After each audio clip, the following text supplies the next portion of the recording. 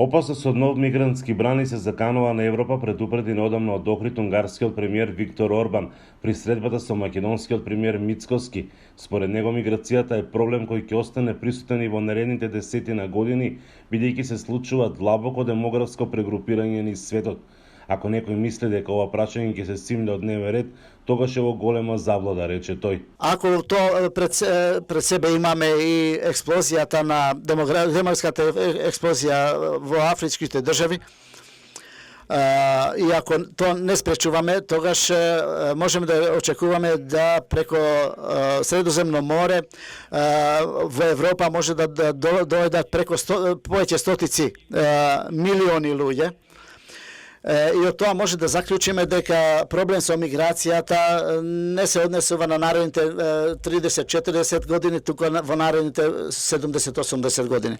Орбан повика на конкретна соработка на ниво на влади со земјите од регионот по однос на ова прашање. И затоа ние мораме да склучиме стратегиска соработка во борбата против илегална миграција од Грција преко Македонија до Унгарија.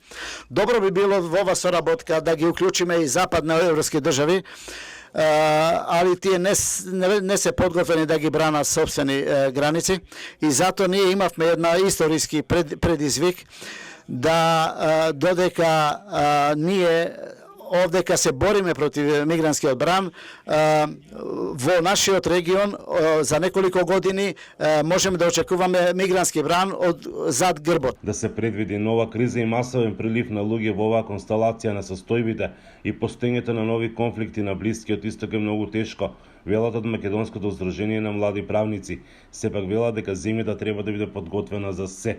И останува само да се види дали новите кризи ќе предизвикат некој потаков бран или пак ќе се применуваат актуелни политики каде што многу мал број на луѓе успеваат да стигнат до дестинациите со оглед на зголемените контроли, новите технологии што се користат по границите, меѓутоа генерално дека земјите кон Западен Балкан веќе подобро и поуспешно ги штита своите граници.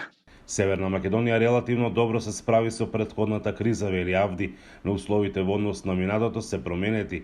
Фронтекс заедно со македонската полиција патролираат на јужната граница со Грција. Нашава држава од друга страна се уште нема усвоено некој контингенси план или некој планирање за масовна прилив на луѓе, како би реагирале и како би одговориле на некој масивен прилив на луѓе, што би било каде што нашава удар би била на прва на удар, после Грција се разбира. Од невладината организација Леги стравуваат дека случувањата на Блискиот Исток може да натера илјадници луѓе да ги напуштат своите домови. Така да агресијата која што во моментот се случува на Блискиот Исток и во Гази, во Либан, дефинитивно ќе доведе до зголемени движња дали низ до земјите на западниот,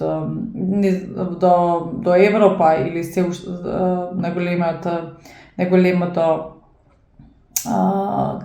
тежина од бекалската криза ќе носат и соседните земји како што се Египет, Јордан и другите земји на близина.